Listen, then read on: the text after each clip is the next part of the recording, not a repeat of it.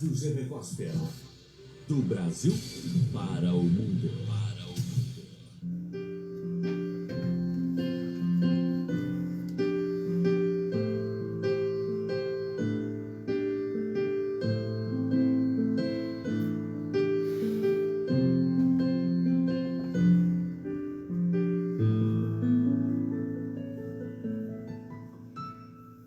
A Boa Palavra, o seu culto doméstico online, ao vivo toda terça e quinta-feira às 9 da manhã. Comece o seu dia com a Boa Palavra. O culto online da Igreja Chamas do Avivamento do bairro Vila Bretas, ao vivo pela Rádio GV Gospel e no canal ICA Vila Bretas. A Boa Palavra, com o pastor Ailson Dias.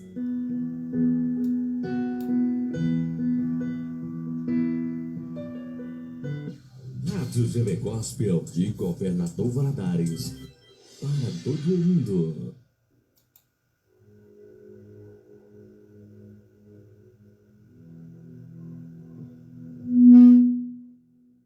A paz do Senhor, bom dia. Tá tudo bem, né? Terça-feira, frio. Ontem tivemos um dia muito frio. Hoje também não está nada fácil, mas está melhor. Melhor assim, tá um pouco mais quente. E um abração para todo mundo aí. Deus te abençoe, o Aldman. Paz do Senhor aí para a turma aí, Douglas, Ariane, que Deus abençoe a Ariane, né? Adriele. Se não estiver enganado, se não estiver equivocado, é a filha do pastor Anderson, lá de Vitória. Que bom, né? Deus possa abençoar. Enquanto a turma vai chegando aí, a gente vai conversando. Que Deus possa abençoar ricamente a todos os participantes do nosso culto doméstico, da nossa boa palavra, né? Das lives dos nossos cultos lá no templo, aos domingos, às 18 horas. Muita gente tem nos assistido, tem apoiado, tem participado do culto conosco.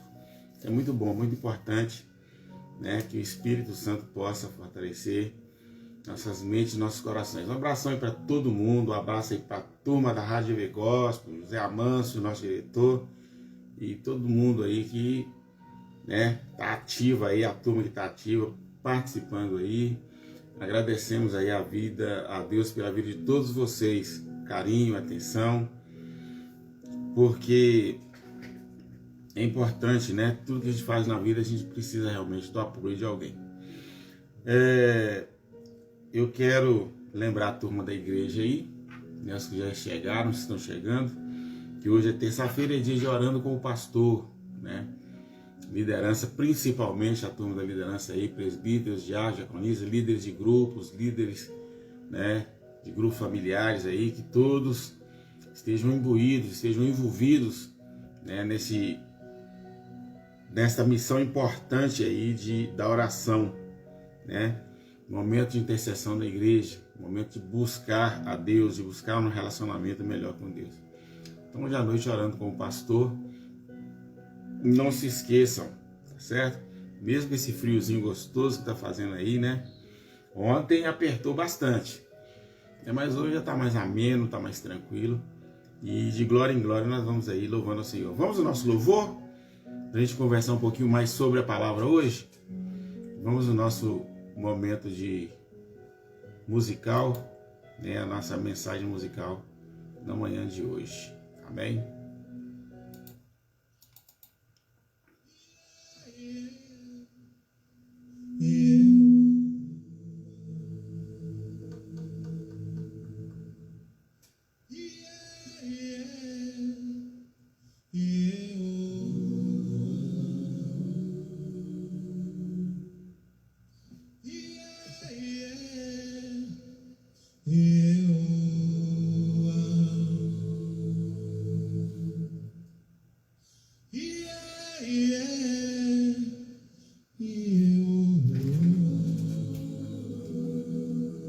Eu sou grato por tudo que tenho,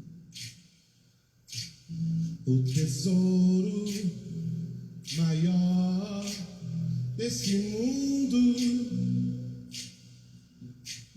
me foi dado como herança eterna. Maior prova de um amor tão profundo. Tenho vida, alegria, todo o tempo. Tenho amigos, família, muitos irmãos. Foi Jesus, meu amigo verdadeiro, que fez tudo ao me dar a salvação. Por isso, louvarei ao Senhor em todo o tempo. Em meu louvor, seu louvor estará continuamente em meus lábios e também no coração. Jesus Cristo será sempre minha canção.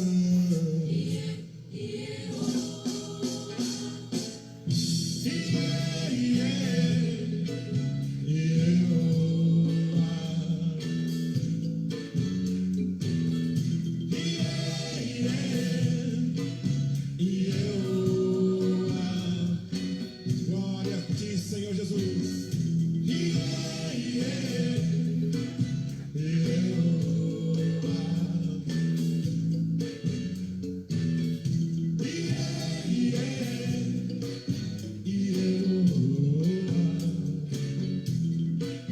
Eu sou grato por tudo que tenho.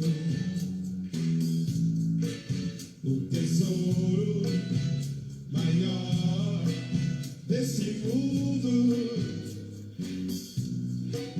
me foi dado com herança eterna. Maior prova de um amor tão profundo. Tenho vida, alegria, todo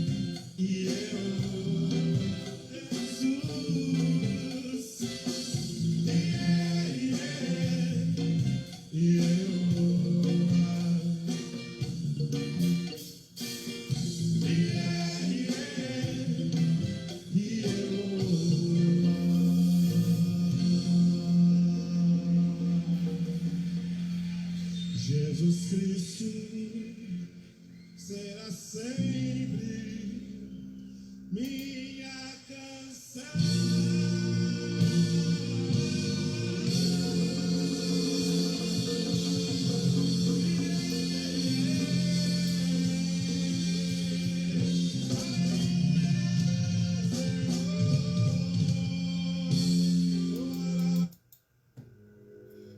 Aleluia, que bom. Vamos abrir nossas Bíblias na carta do apóstolo Paulo aos Romanos, capítulo 7. Rosângela, Romanos, capítulo 7, a partir do verso também 7.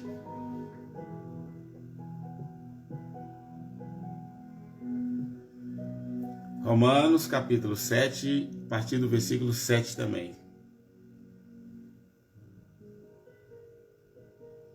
Romanos 7, a partir do versículo 7. Mantenha sua Bíblia aberta. Vamos refletir nessa manhã de culto doméstico, né? Juntos. Um abraço aí para as minhas tias. Um abraço para a Clemilda aí do Rio, que eu não sei quem é.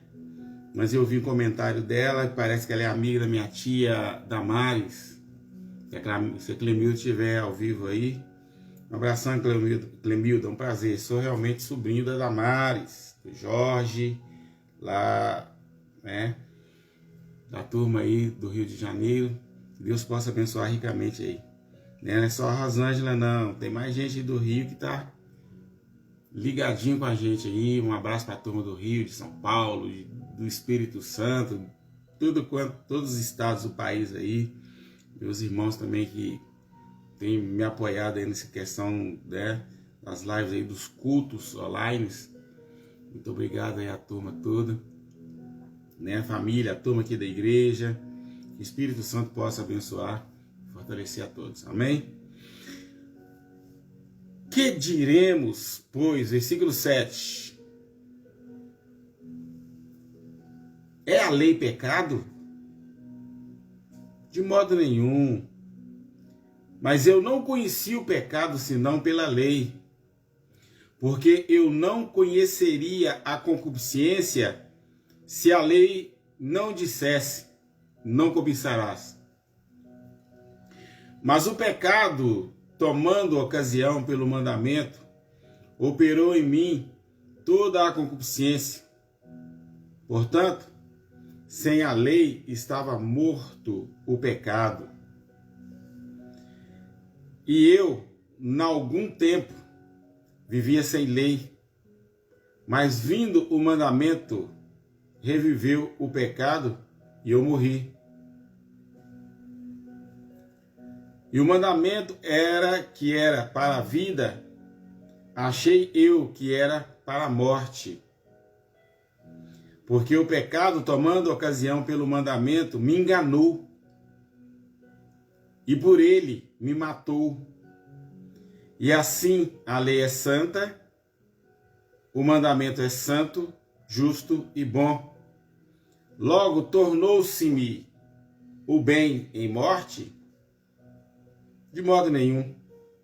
Mas o pecado, para que se mostrasse pecado, operou em mim a morte pelo bem, a fim de que, pelo mandamento, o pecado se fizesse exclusivamente maligno.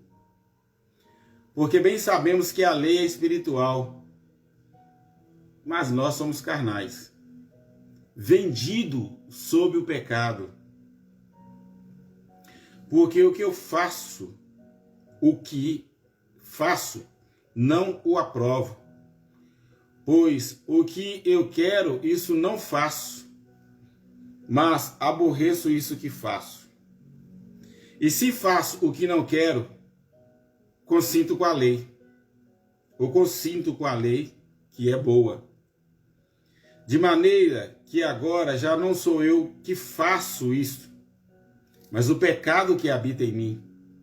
Porque eu sei que em mim, isto é, na minha carne, não habita bem algum. E com efeito, o querer está em mim, mas não consigo fazer o bem. Porque não faço o bem que quero, mas o mal que não quero, esse eu faço. Ora, se eu faço o que não quero, já o não faço eu, mas o pecado que habita em mim. Acho então esta lei em mim, que quando quero fazer o bem, o mal está comigo. Porque segundo o homem interior, tenho prazer na lei de Deus. Mas vejo nos meus membros outra lei, que batalha contra a lei do meu entendimento, e me prende debaixo da lei do pecado que está nos meus membros. Miserável homem que sou, quem me livrará do corpo desta morte? Dou graças a Deus por Jesus Cristo, nosso Senhor. Assim, eu mesmo com entendimento sirvo a lei de Deus, mas com a carne, a lei do pecado. Amém. Gente, esse texto aqui é uma guerra. Uma guerra. Guerra no mundo teológico, guerra entre os adeptos à religiosidade. Essa parte da carta de Paulo aqui é ignorada por muita gente. Literalmente, do capítulo, do versículo 7 aqui, do versículo 1 até o versículo 6, há uma confusão aqui, que muita gente acha que Paulo está tratando aqui de casamento, de divórcio. Não é nada disso. Está falando aqui sobre pecado. Todo o capítulo 7 não tem nada a ver com lei de casamento, nada. O casamento aparece aqui como uma metáfora, como na verdade, uma parábola mesmo. Uma metáfora, uma parábola, só para que haja entendimento. Do versículo 1 ao versículo 6, fala o seguinte: olha, enquanto uma mulher está casada com um determinado homem, um marido, se ela for de outro, ela adultera. Tá parecendo que tá falando de casamento, mas não é não. Está falando exatamente da vida espiritual. Está falando exatamente, uma forma humanamente um tanto estranha de tratar da questão da salvação. Na verdade, o que Paulo está querendo dizer é o seguinte: olha, quando nós estávamos presos a Satanás, a nossa aliança, porque do versículo 1 ao 6 falando isso, tínhamos aliança com o diabo e não tínhamos como ter uma aliança com Deus. Quando nós fomos levados para o Calvário, a nossa relação com o diabo, o casamento que nós tínhamos com as trevas, com o diabo morreu ali para nós, o pecado morreu, a lei do pecado morreu, o diabo morreu e acabou. Nós ficamos livres para casar com quem quiséssemos casar, e nós casamos com Cristo. É só isso que o versículo 1 a 6 está falando. E tem gente que se ocupa, se preocupa, né? Pega esse texto para aplicar, porque divórcio não pode, porque casamento não sei ser, porque tal adultério não tem nada disso. O adultério aqui, ele é espiritual. Assim como nós somos hoje a noiva de Cristo, a esposa do Cordeiro, a noiva de Cristo, o que acontece? O que é que acontece? Nós não podemos ter relacionamento com nada, com ninguém, com nada das trevas. É o que trata do versículo 7 até o versículo 25. Do versículo 7 até o versículo 25, ele elucida isso, ele esclarece isso. Tá certo? Ele simplesmente esclarece essa questão, esse ponto. Como assim, pastor? É que, uma vez nós não podendo ter nenhum relacionamento com as trevas, ter nenhum tipo de relacionamento com nada do mundo das trevas, nós temos um problema sério para resolver. E que problema é esse? Que natureza de problema é esse? É o que Paulo está falando aqui. Sobre a lei do pecado. O que é essa lei do pecado? Ele mostra aqui para nós que a lei, né? Vamos falar o seguinte para ficar mais claro. Que o Velho Testamento, a lei do Velho Testamento, ela mostra o pecado, e muitas vezes nós entendemos que isso é pernicioso, é ruim. Mas ele deixou claro no texto aqui que se Deus não tivesse escrito a lei nem para Adão foi pronunciado, foi dito, né? Foi verbal a lei. Mas se não tivesse escrito a lei, né? Chamado Moisés, né? Eleito Moisés para escrever a lei, para que por meio da lei pudéssemos conhecer o pecado. O que é o pecado? É tudo que ofende a Deus, é tudo que nos afasta de Deus, é tudo que impede a nossa relação com Deus. Então a lei é boa porque ela mostra que somos pecadores. Ela mostra que nós ofendemos a Deus quando nós desobedecemos a Ele. Então a lei é legítima, a lei é boa, a lei ela é um bem para a nossa vida. É nesse sentido que Paulo está falando aqui, né, na carta, como se fosse um intervalo na carta aqui, né? Um parêntese na carta, que se é que podemos dizer assim, para mostrar que agora, baseado nos versículos de 1 a 6, que agora como a esposa do Cordeiro, como a noiva do Cordeiro, pecado, nem pensar. Só que nós temos um problema, e o problema que eu estou me referindo a ele é esse. É que existe em nós uma natureza decaída, e essa natureza, ela é amante número 1 do pecado. Ela ainda sente falta, sente saudade dos relacionamentos com as trevas. Mas o nosso entendimento, ele já foi reconciliado com Deus. Ele já está preso na vontade de Deus. A Bíblia, a palavra, o Evangelho já está gravado nele e nenhum de nós conseguimos mudar isso. Então é muito sério. Aí Paulo falou assim, olha, a lei não é ruim. Se não fosse pela lei, eu não conheceria as concupiscências. O que é concupiscências?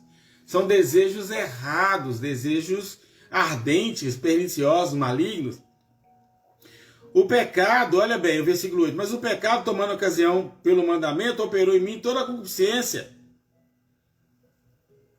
A lei mostra o pecado. E o que é que a lei está mostrando? Que o pecado aproveitou da fraqueza, da queda, e operou em mim todos os tipos de maldades. A lei operou em mim todos os tipos de maldades. Tudo aquilo que me fazia mal. Tudo aquilo que me dá prejuízo. Quem assistiu, quem participou do nosso curso de domingo online, lembra que eu estava um tanto chateado. Chateado com o quê? Não é porque eu perdi 2 grandes amigos, não é isso não. Perdi vários amigos durante a pandemia, não é isso não. A minha revolta é que nós ainda continuamos a tolerar o pecado, porque essa natureza pecaminosa nossa, ela ama o pecado. E tem crente que não entende isso, tem gente que está na igreja e não entende isso. Não, porque eu sou santo, porque eu sou santo mesmo, tá tudo bem, até aí tá certo. Sou santo. Gente, mas a santificação é Deus quem é o processo de Deus em nós. Nós estamos sendo edificados em Cristo. Ele falou, eu edificarei a minha igreja. Todo crente que estiver tentando edificar a sua própria vida cristã, torna-se um religioso, no sentido de religiosidade. Essa religiosidade política, essa religiosidade maligna, essa religiosidade que não procede da Bíblia, que não procede da vontade de Deus. Não é assim que funciona. A religiosidade é fruto do pecado, é fruto do próprio eu. O que a religiosidade faz? Tirou Cristo do centro e colocou o homem. Não, porque eu vou santificar a minha vida, porque agora eu vou ser um crente santo, porque agora eu não vou pecar mais. Vai pecar. Só de você pensar isso, você já está em pecado. Não existe uma vida independente de Deus. É isso que está tratando aqui. É isso que Paulo está tratando.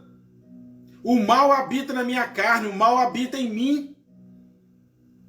Não é? Vamos continuar aqui, você vai ver. O pecado tomou a liberdade e fez da minha vida, me deu prejuízo, dá prejuízo ainda se a gente não prestar atenção. Ele causa todos os tipos de males. Olha como é que termina o versículo 8. Portanto, sem a lei...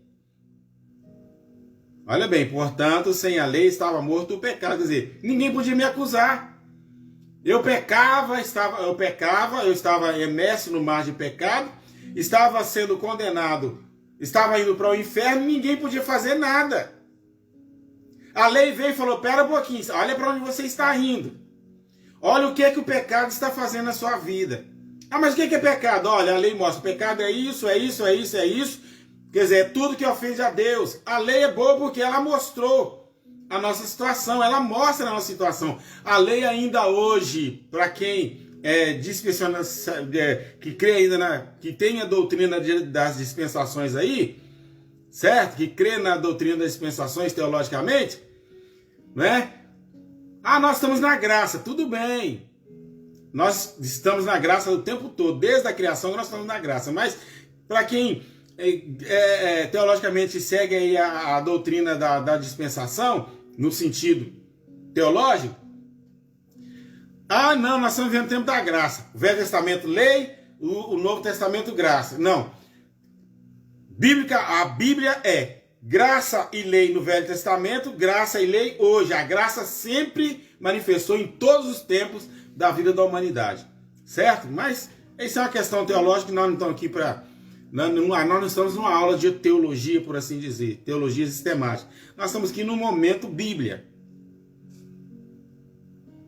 A lei é boa. E a lei, Jesus falou que ele não veio abrogar, ele não veio abrogar a lei. Ele veio cumprir a lei. Cumprir como? Morando em nós, na santidade dele. Nós não nos submetemos à lei porque nós não estamos mais entregues ao pecado. Mas se nós pecarmos, mesmo estando sob a tutela de Cristo, a lei fala, pera um pouquinho, você não pode fazer isso mais. Quem fala assim, eu não vou para a igreja crente porque o pastor não deixa, Bom, para nós você pode vir porque eu não vou falar isso com você. Mas que eu vou pregar a palavra, eu vou, do jeito que eu estou pregando aqui, eu prego no púlpito da igreja. Né? Do mesmo jeito que nós estamos refletindo, nós vamos refletir na escola dominical, no culto de quinta, no culto de domingo, né? Pastor Jair e eu, nós achamos novamente, todo lugar é assim, como você ouve algum pastor, algum pregador achando novamente, você vai ouvir a mesma coisa. É exatamente isso. Nós não estamos livres para pecar. A minha briga com o livre-arbítrio, eu tenho livre-arbítrio, eu faço o que eu quero. Não pode. Aqui está falando que você não pode fazer. O seu coração, né, a sua natureza pecaminosa deseja, mas você não pode fazer. Eu não posso me entregar ao pecado, porque eu tenho um Cristo que cuida da minha vida. Né? Aí Paulo fala o seguinte, em algum tempo eu vivia sem lei, mas vindo o mandamento. Como assim vindo o mandamento? Mas quando Paulo nasceu, o mandamento já tinha vindo. Ele está falando que quando ele passou pelo Calvário, a graça o fez entender que a lei do pecado, ele precisava conhecer a lei do pecado, inclusive ele era PhD nisso, lei do pecado, era para condenar o pecado e ao mesmo tempo lembrar aos que são eleitos aos que foram justificados, lembrar que nós não podemos voltar ao pecado, que nós não podemos nos entregar ao pecado. Simples assim. Né? Aí reviveu o pecado e eu morri. A lei veio e me mostrou o que é pecado e eu morri. Morreu para quem? Para o pecado. Nós estamos mortos para o pecado. A nossa consciência restaurada está morta para o pecado. E o mandamento que era para a vida, eu achei que era para a morte. Antes do Calvário, eu pensava, por isso ele perseguiu a igreja, né? Eu pensava que era para a morte. Aquilo que eu pensava que me condenava, na verdade, estava me beneficiando, mostrando que a minha situação, o meu estado de miséria e de pecado, e que eu precisava do auxílio, da ajuda de Deus, do socorro de Deus, para que eu não continuasse a caminhar para o inferno. Que como morto eu não continuasse sendo conduzido pela carne, pelo mundo e pelo diabo para o inferno. Eu precisava ser acordado. A lei veio para me despertar. Na verdade, a lei existe para despertar. Tanto que a Bíblia é rejeitada por todos os pecadores não redimidos. Por isso que a mensagem, não importa se esse pecador não redimido está dentro ou fora de uma igreja evangélica. Se está dentro ou fora do povo de Deus, o redil santo do Senhor, porque tem joio, o joio não entende. O pecador perdido não entende, ele pode estar dentro da igreja que ele não entende a lei. Por que Paulo entendeu a lei agora? Por que agora ele não é mais perseguidor? Por que agora ele não é mais Saulo? Agora ele é Paulo. Por que o judeu Saulo agora está entendendo como Paulo que ele estava liberto? Que agora o perseguido era ele. O Saulo perseguia, o Paulo agora está sendo perseguido. Perseguido pelos homens, perseguido pelas religiões, perseguido por ele mesmo, pela sua própria natureza decaída, que é isso que ele está falando aqui. A lei é santa. O pecado, o versículo 1 falou, o pecado tomou ocasião pelo mandamento e me enganou e por ele me matou. Me fez Saulo, perseguidor. Me fez Paulo, um ofensor direto a Deus. Mas agora, como Paulo, eu entendi no versículo 12, que assim a lei é santa, o mandamento é santo, justo e bom. Ah, que lei maravilhosa, eu não posso matar, eu não posso adulterar, eu não posso dar declarar mau testemunho de ninguém, eu não posso dar testemunho falso contra ninguém, eu não posso perjurar, eu não posso, não é porque o pastor não deixa, porque a minha denominação proíbe, porque está lá no RI da denominação onde eu sirvo a Jesus, que eu não posso fazer isso, que eu não posso fazer aquilo. Não, não é isso não. Quem vive assim ainda é escravo. Como Paulo era escravo do judaísmo. O crente em Jesus Cristo, ele é livre, ele peca, não é porque o outro falou que ele não peca, não é porque o pastor falou que ele não peca, não é porque o conselho da igreja falou que ele não pode fazer isso, que ele não pode fazer aquilo. Ele não faz porque ele é livre. Nós não nos entregamos ao pecado de um todo, porque nós temos a liberdade em Cristo, pelo Espírito Santo que habita em nós, pela consciência, a nossa consciência restaurada, ainda que a nossa natureza carnal diga, queira pecado, deseje o pecado, ame o pecado, a nossa consciência restaurada fala, não, você foi comprado. Nós não fomos alugados, não fomos arrendados, nós fomos comprados. Você foi comprado. O sangue de Jesus foi o pagamento.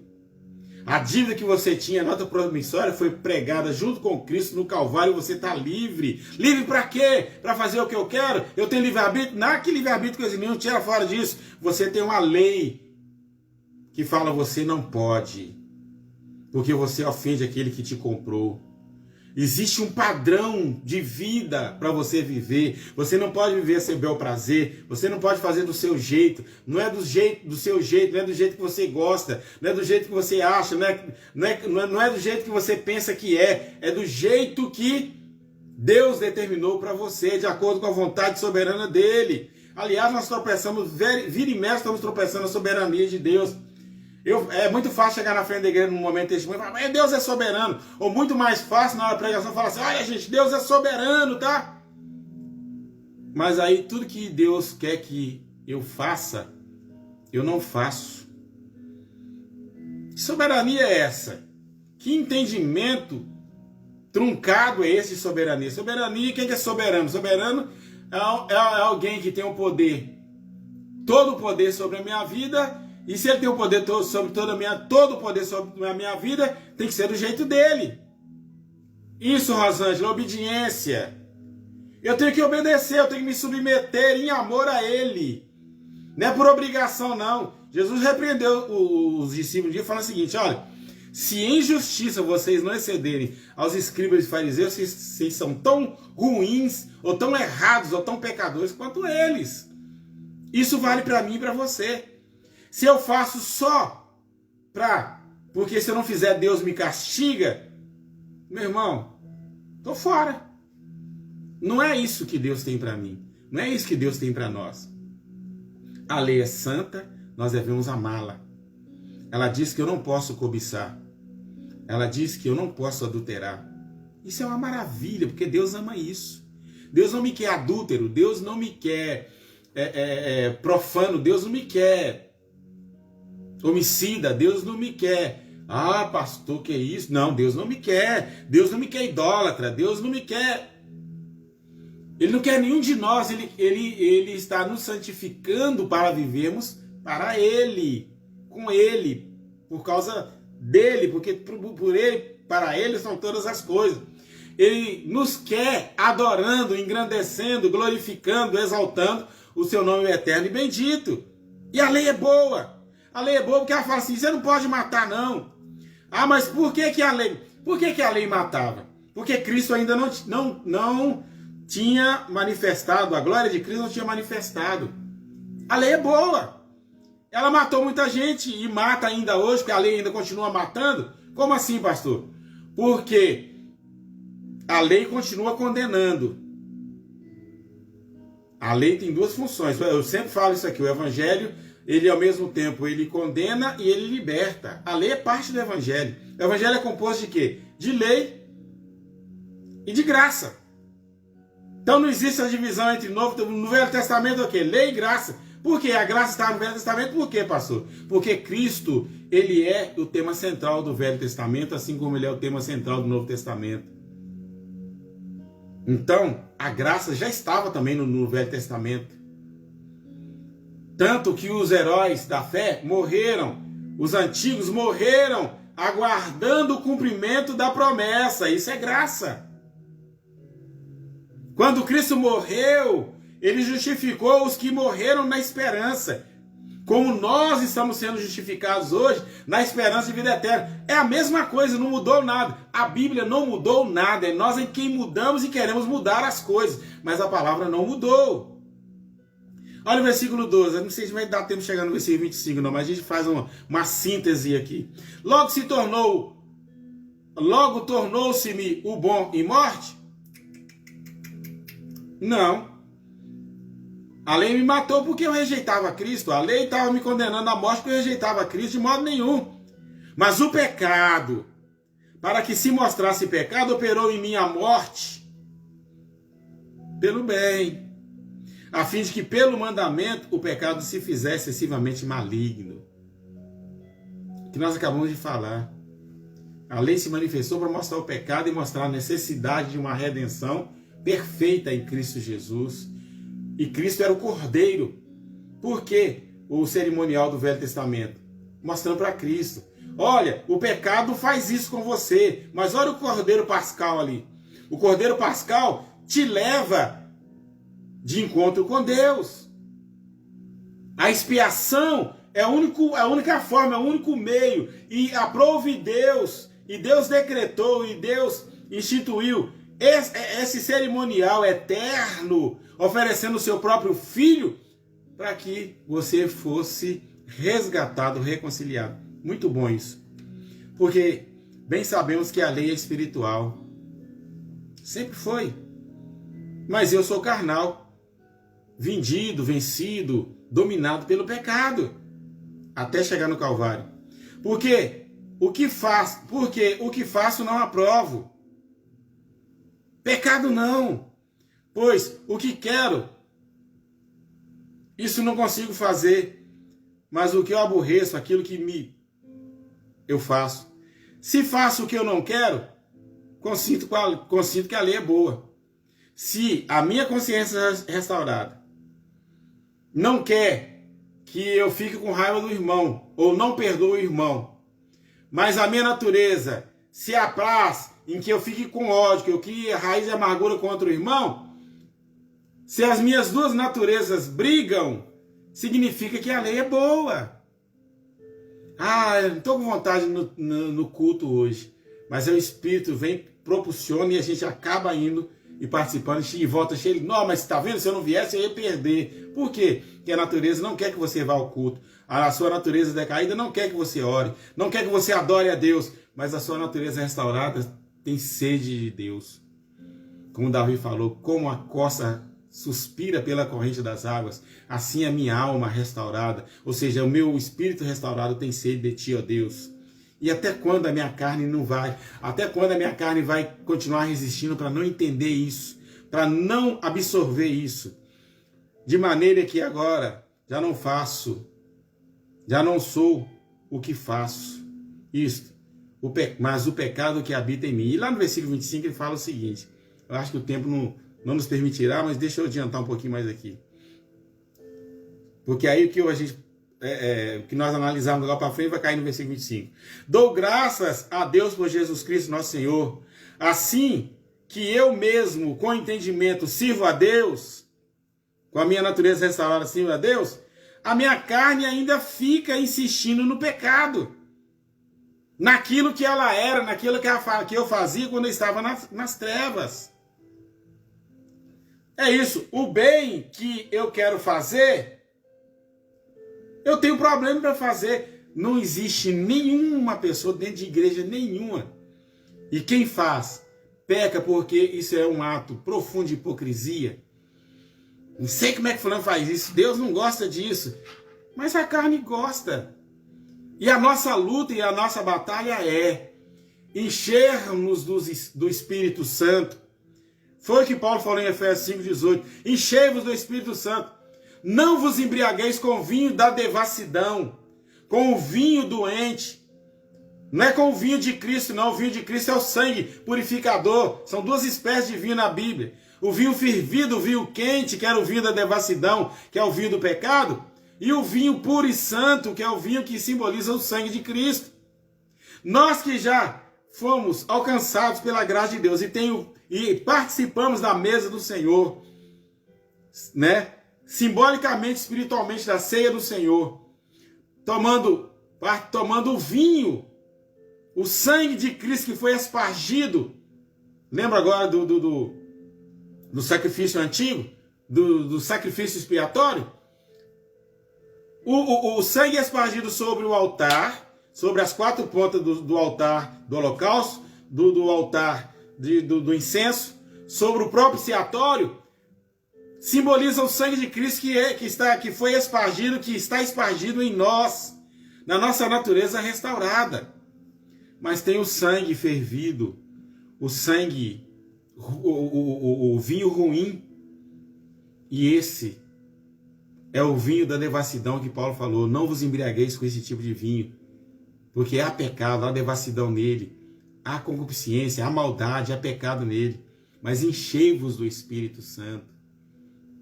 E muitas vezes nós não nos ocupamos, enchemos de desejos, de esforços excessivos, um monte de coisa na vida, mas esquecemos que nós temos que buscar essa intimidade, essa relação profunda com o Espírito Santo, essa relação de crescimento espiritual, de fé, de comunhão, de um relacionamento puro, excelso com Deus excelso, para que possamos colocar a nossa natureza, para que o Espírito Santo possa colocar a nossa natureza decaída no lugar dela, porque senão ela apronta, porque senão fica aberto espaço na nossa vida para o pecado. Que nesta manhã de culto doméstico, nesta manhã de reflexão, entenda que tem uma guerra neste momento dentro de você. Tem um lado que deseja o pecado. Tem uma parte da sua vida que está aí buscando o pecado, buscando as coisas ruins, buscando ter problema com os homens, brigando, querendo se dar bem nas situações, querendo tomar vantagem, mentindo.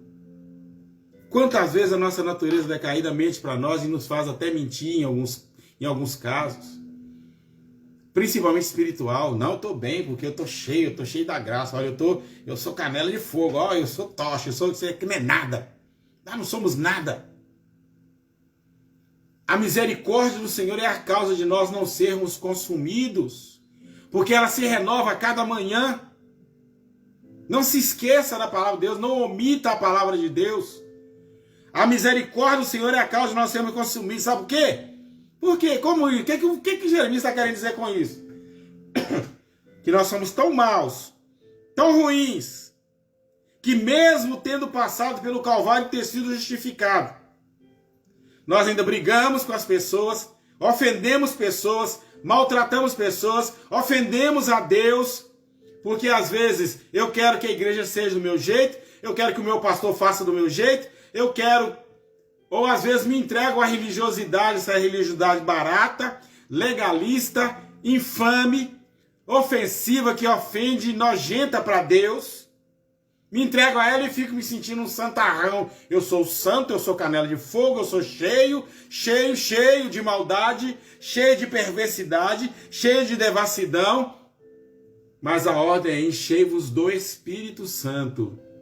Não dê confiança à sua natureza pecaminosa. Não fica ouvindo a voz da sua razão pecaminosa, porque ela mente para você e te faz mentir para Deus e para os homens. Não existe nada. Paulo falou: que miserável homem que sou. Está falando aqui, o segundo homem interior, eu não valho nada. Cada crente tem que dar conta: eu não valho nada.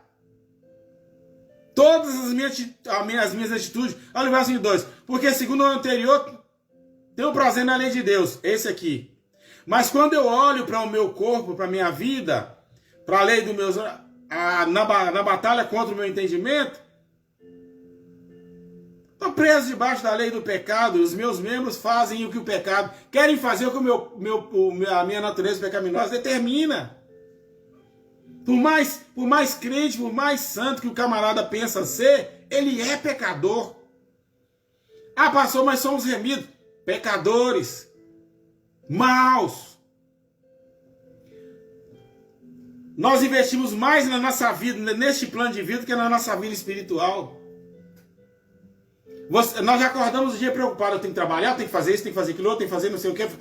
Ah, pastor, mas é a lei da responsabilidade. Tá, mas tudo, há um padrão, há um equilíbrio entre uma coisa e outra. Eu quero fazer, eu quero construir, eu tenho que fazer projeto. Nós esquecemos que os planos de Deus não podem ser frustrados.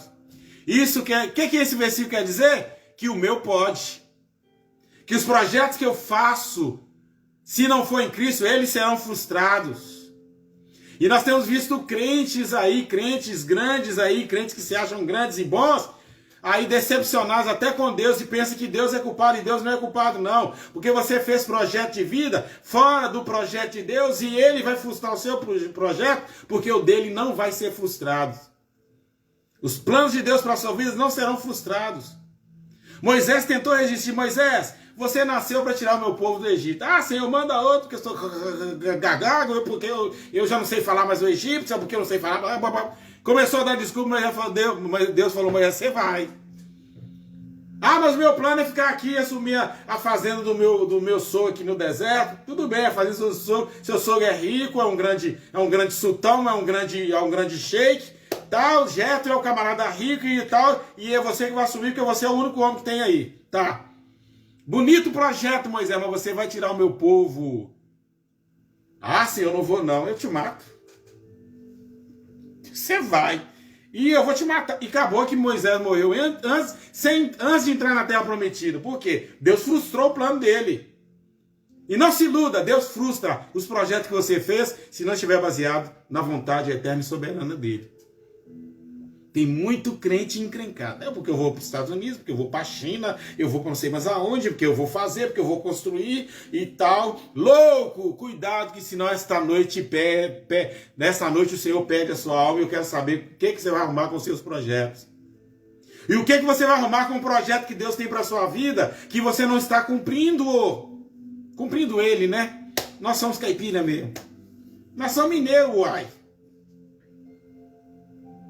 Não vou preocupar com as formalidades. Cuidado com a sua carne. Cuidado com os desejos da sua carne. Preste atenção no entendimento, na sua natureza restaurada. Aí Paulo grita, quando Paulo entendeu isso, falou: miserável homem que sou! Quem me livrará do corpo, dessa natureza? A nossa natureza caída ela ama a morte. Amar o pecado significa amar a morte. Quem vai me livrar disso? O verso 25 respondeu: dou graça a Deus por nosso Senhor Jesus Cristo. Porque no meu entendimento, o Senhor já me redimiu. Amém? Que Deus em Cristo nessa manhã nos abençoe. Pastor, que tanto de coisa difícil o Senhor falou. Não é difícil, não é a minha vida. É a sua vida. É a vida de todos nós. A gente precisa entender isso. A gente precisa entender essas coisas. Nós precisamos. Uma coisa boa que o Evangelho, entre todas as coisas boas, que tudo do Evangelho é bom, até as tribulações que o Evangelho promove na nossa vida, é para a nossa edificação. Mas estou falando da minha vida em particular. Já que Paulo falou da vida dele aqui, a minha não chega nem, né, não pode nem se comparar com a vida de Paulo. Quem sou eu? Se ele sentiu miserável, eu tenho que sentir o quê? Do reles, do reles, do reles, do reles, do reles. Um monte de lixo, como diria o pastor Adão Braz Teixeira. Eu me sinto diante de Deus como um monte de lixo que às vezes cheira mal por causa de pecados que eu cometo. Essa é a minha realidade. Essa é a minha consciência. Mas um Cristo que resolveu me redimir para morar na minha vida como mora na sua vida também. Que Deus em Cristo nessa manhã nos abençoe, nos guarde, nos fortaleça, nos guie pela sua palavra. Entregue-se a Jesus. Derrame a sua alma na presença dele. Seja uma pessoa fiel. Ame o Evangelho, entregue o Evangelho, ore, busque, jejue, faz tudo que você acha que agrada a Deus, tudo que na sua consciência, perdoa as pessoas que te ofendem, tenha paciência com aqueles que te perturbam, viva da graça de Deus, usufrua essa graça de Deus. E olha que a graça de Deus não é só a graça salvadora, não. É a multiforme graça de Deus. É a graça regeneradora, é a graça reconciliadora, é a graça comum, é a graça edificadora, é a graça santificadora. Paulo falou multiforme graça de Deus. Pedro também falou, é a multiforme graça de Deus que está operando em nós. Graça justificadora, entra por aí, vai aí. É nisso que nós somos edificados o tempo todo. E nós moraremos nos céus. O céu que já está dentro de nós, já começou aqui, esse céu, não é uma réplica não. Se o pastor Dinho estiver aí, ele vai lembrar. É uma antessala, o que nós estamos vivendo aqui espiritualmente, é uma antessala, aquilo que nós vamos viver na presença eternamente com Deus. Você foi comprado, você não foi alugado, você não foi arrendado. Arrendamento e aluguel acaba. É contrato com prazo muito curto de validade. Agora nós fomos adotados, fomos comprados. Quando você compra, é seu. Nós somos adquiridos, nós somos a nação eleita, o povo adquirido. Pedro foi feliz em escrever, nós somos o povo adquirido. Oh! Você pertence a quem? A Jesus. Ah, isso é fanatismo. Não, não é fanatismo não, tem documento. O sangue de Jesus Cristo nos purifica de todo pecado. Eu sou pretinho assim por fora, mas vermelhinho por dentro e alvejado com branquinho por dentro, alvejado com o sangue de Jesus. Nada de racismo, não sou racista. Que racista, coisa nenhuma, esse negócio de raça. Sou povo de Deus, sou servo de Deus, sou homem de Deus. Pecador. Somos pecadores. Não dê confiança à sua natureza decaída. Você é santo. Ame a santificação. Viva isso. Amém? Querido Deus e eterno Pai, que injeção gloriosa na veia da minha alma, de B12, de ômega 3, de ômega 6, dos céus.